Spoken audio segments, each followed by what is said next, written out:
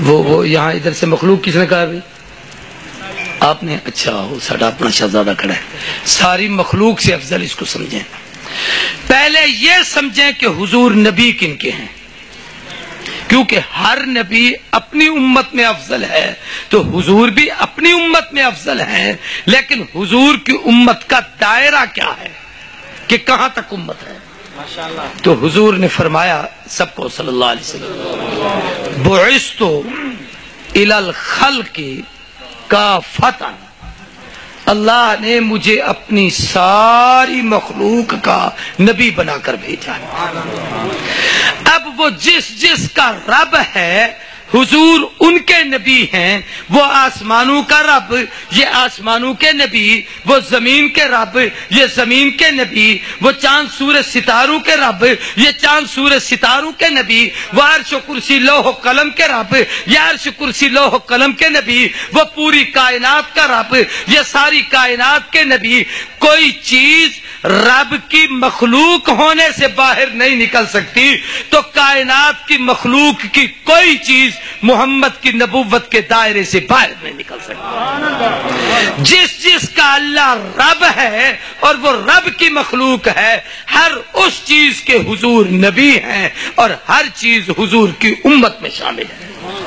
تو حضور اللہ کی ساری مخلوق میں سب سے، بولو بھائی اونچی آواز سے، افضل. پر ایک مسئلہ اور سمجھ لو، جب افضل ہیں تو ہر ادنا پہ فرض ہے افضل کی تعظیم.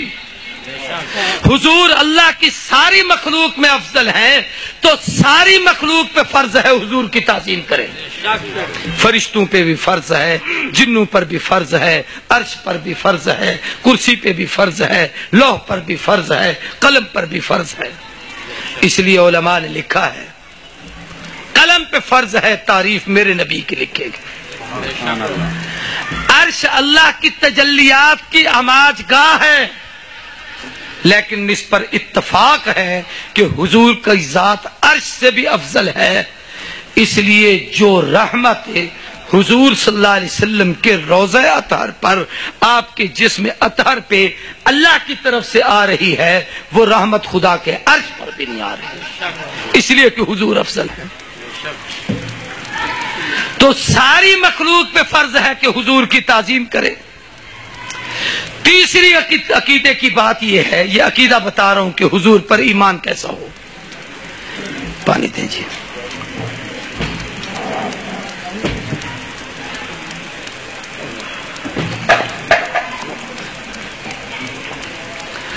میرے آقا اجمل الخلق ہیں، اللہ کی ساری مخلوق میں سب سے خوبصورت حضور ہیں.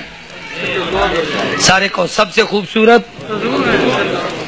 لوگ بحث کرتے ہیں نور ہیں یا بشر ہیں، تو مجھے علماء معاف کر دیں. پہلی بات تو یہ ہے کہ یہ سوال ہی جاہلانہ ہے، اس لیے کہ نور اور بشر یہ ایک دوسرے کی ضد نہیں ہے. دو ضدیں کٹھی نہیں ہوتی، جو ضد نہ ہو وہ جمع ہو سکتی ہے.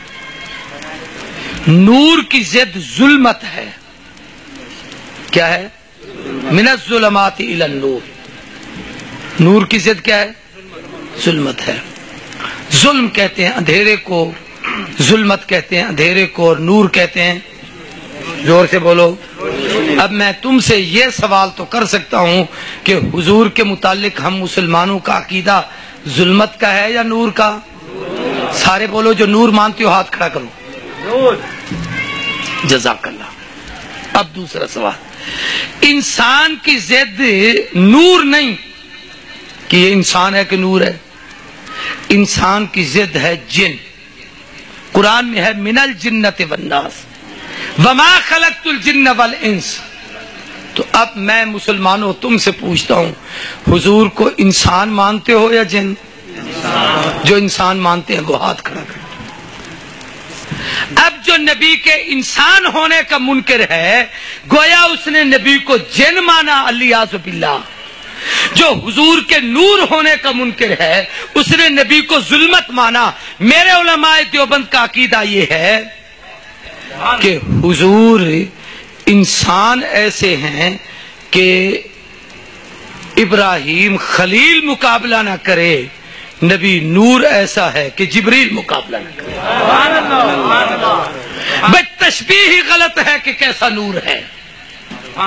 پھر ایک بات کو سمجھیں، اور یہ دونوں چیزیں اکٹھی ممکن ہیں۔ مثلا میں پوچھتا ہوں، یہ سر سے پاؤں تک وجود کیا ہے؟ یہ انسان ہے یا نور ہے؟ انسان۔ سارے بولو ٹھہرو ٹھہرو، انسان ہے۔ آنکھوں میں کیا ہے؟ زور سے بولو۔ سینے میں جو ایمان ہے وہ کیا ہے؟ یہ حافظ صاحب ہے، اس کے سینے میں جو قرآن ہے وہ کیا ہے؟ اس کے چہرے پہ نبی کی سنت یہ چمک رہی ہے، یہ کیا ہے؟ اتباع سنت کی وجہ سے جو چہرے پہ طمانیت آتی ہے وہ کیا ہے؟ بھائی انسان میں نور ہو یہ عیب کی بات نہیں ہے، یہ دونوں چیزیں اکٹھی ہوتی ہیں۔ یہ جاہلوں کا عقیدہ ہے، میں انسان نہیں مانتا، کوئی کہتا ہے میں نور نہیں مانتا۔ میرے علماء دیوبند کا عقیدہ یہ ہے کہ حضور کی ذات تو انسان ہے اور آپ کی نبوت نور ہے، آپ کی رسالت نور ہے۔ آپ کے اس وجود اطہر میں آپ کی نبوت کے نور کو رب نے سب سے پہلے کی پیدا کیا اور اس ذات کی روح کو سب سے پہلے پیدا کیا۔ تو یاد یہ رکھو کہ اللہ نے حضور اکرم صلی اللہ علیہ وسلم کو اجمل الخلق پیدا کیا ہے، ساری مخلوق میں سب سے حسین پیدا کیا، کہ ساری مخلوق میں انسان، جن اور فرشتے یہ تین چیزیں ہیں، ان میں پھر انسان اور فرشتے فضیلت والے ہیں، پھر فرشتوں میں انسان افضل ہے، انسانوں میں انبیاء افضل ہے، انبیاء میں خلیل افضل ہے، خلیل کے دو بیٹوں میں اسماعیل کا مقام، پھر ان میں اللہ تبارک و تعالی نے ان سب میں سے اسماعیل کے کئی قبیلوں میں بنو کنانہ کو چنا، ان میں بنو قریش کو چنا، قریشوں میں بنو ہاشم کو چنا، ہاشموں میں عبد المطلب کو چنا، عبد المطلب کے 10 بیٹوں میں عبداللہ کو چنا، عبداللہ کے گھر محمد الرسول اللہ کو چنا۔ بات کو سمجھو، حضور کو سب سے اجمل، سب سے زیادہ خوبصورت بنایا ہے۔ کتنا خوبصورت؟ وہی عقیدہ پہلے والا ذہن میں رکھو، جو نبی جن میں آتا ہے ان میں کیا ہوتا ہے؟ سارے بولو۔ اب دوسری بات، جو نبی جس امت میں آتا ہے وہ ان میں سب سے زیادہ